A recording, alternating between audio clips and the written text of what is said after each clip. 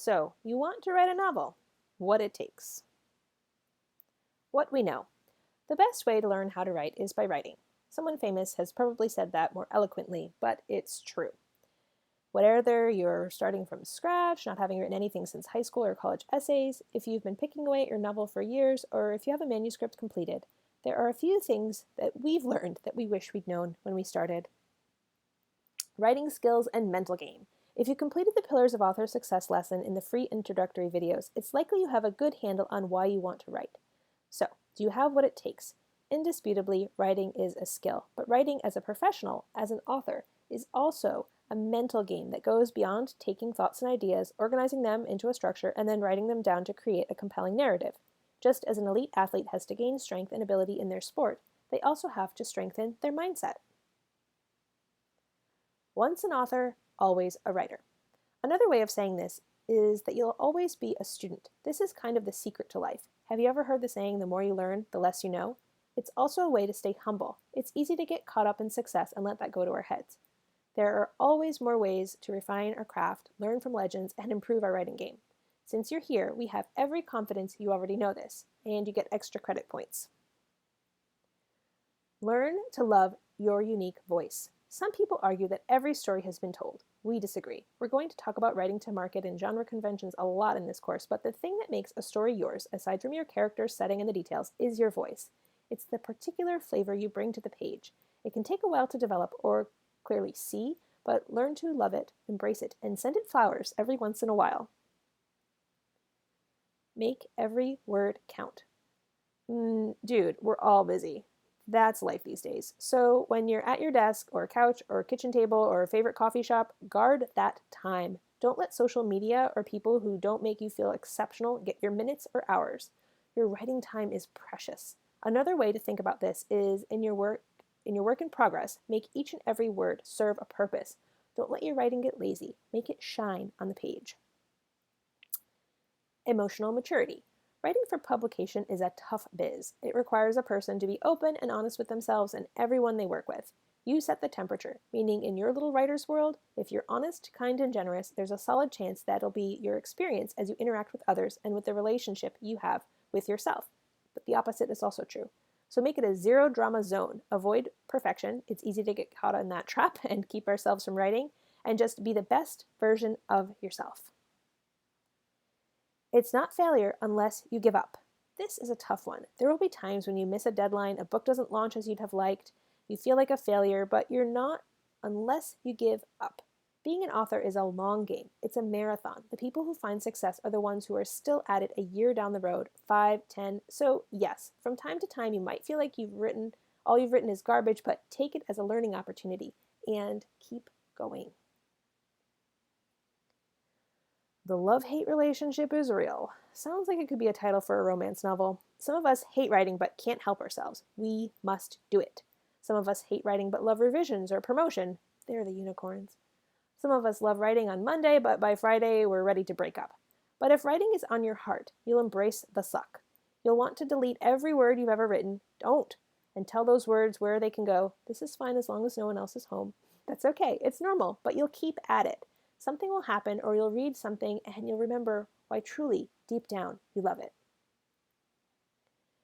Remember I mentioned that these were things we'd wished we'd known when we started? The magical thing is you will have your own list of things that you wish you'd known when you started, and those are the things that will make your journey uniquely yours and is what brought you here today with us and wherever your career takes you. So, would we trade these lessons? Nope. If anything had been different, we might not be here with you and doing what we love. All of that said, you can measure your worth by your dedication to your path, not by your successes or failures. Elizabeth Gilbert, Big Magic, Creating Living Beyond Fear. So, do you have what it takes? Patience. I say this all the time, we hear it all the time, but it comes up again and again for a reason. Several, actually. For many of us who've latched onto the lightning-fast connection of the internet age, we want things now, now, and now. Maybe even yesterday. In fact, as I write this, my internet Wi-Fi is down and I'm all kinds of flustered. I have things to do, people. To do them, I need the internet. Okay, not really, but maybe that little outburst demonstrates why I need a tech detox and a dose of patience. But In this time of internet instant gratification, it's easy to forget, or maybe it's just that we expect that everything else moves at the same rate.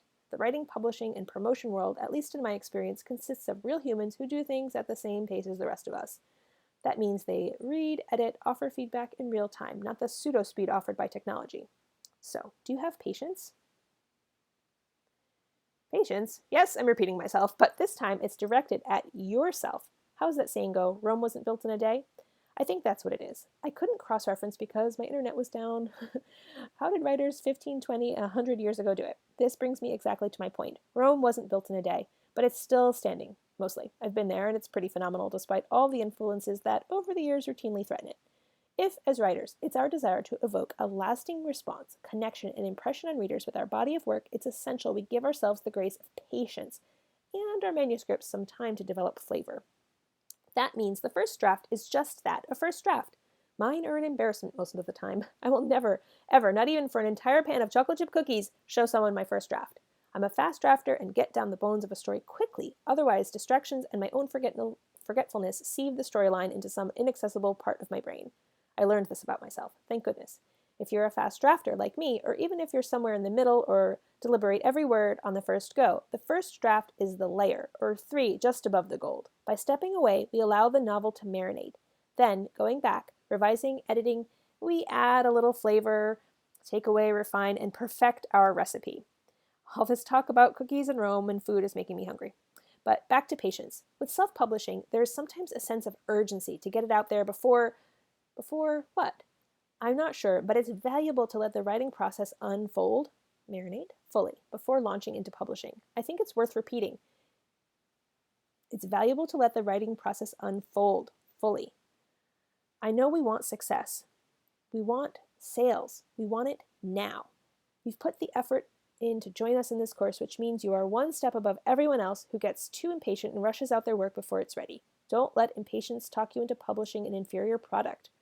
I'm just now settling into this notion, downshifting a little bit away from frenetic energy, but still maintaining my drive, my desire, the fire that keeps me stoked to be in this biz. And you can too. Flexibility. The schedule for one of my traditionally published novels was thrown off by several months several years ago, and not because I didn't make the deadline. Nope, it wasn't my fault. I had days blocked out far in advance for revisions with my editor, and when that didn't go to plan, camps, playdates, childcare, everything I had arranged was all for naught. I sulked, but very quickly I picked myself up, dusted off, and got back to work. But if I'd put up a fuss, who knows what would have happened? And here it comes in. Flexibility. Sometimes you just need to go with the flow, and you never know where that flow might take you. Sometimes you'll end up someplace even better than you'd expected. This tip comes with 2 caveats. 1, guard your writing time. Don't give it up unless you have a really, really good reason. Writers need to write. It's like vitamin W or something. 2, don't let people take advantage of the patience you cultivated. If a request or timeline seems unreasonable, respectfully speak up. And so with this flexibility in mind, it's also valuable, especially after what can be hours spent at the keyboard, depending on how your writing time is blocked out, to move the body. I find occasionally 5 to 15 minute stretch breaks throughout the day or one long session early on in the evening is super useful in rebooting and keeping my body and buns from aching too much. Recharge with some forms of physical movement. The bonus, this stimulates the creative juices. So we're talking here about flexibility in the literal and more ethereal terms. Next up, connection. I railed above about the hyper-connectivity we experience nowadays, but do reach out or maintain connections with real humans, not just the ones we make up in our stories. I tend to retreat into my writing cave and happily stay there until I'm running on a food and water deficit, not to mention human interaction. It's vital for writers to get writerly support. Shout out to Amy. The unique thing I wasn't necessarily expecting when I launched into the writing and publishing world was this amazing collective of friendly and supportive fellow word nerds. Twitter, writing groups like ours, and conferences are all great places to meet like-mindeds along with learning, discussing relevant topics, and geeking out about all the bookish things. We have our WPP Facebook group for just this very reason. Celebrate! That doesn't mean book spamming all the feeds from here to the satellites and outer reaches of space that your book is live, but it's important to mark small and big victories, such as a completed chapter, manuscript, or publication. I believe the universe appreciates when we recognize our triumphs and those of other writers, so let's remember to give a little holla, some emojis, a glass of something bubbly, or whatever feels festive when we cross the various writerly finish lines. You got this. Ask yourself, do you have what it takes? If you've come this far, we think you do.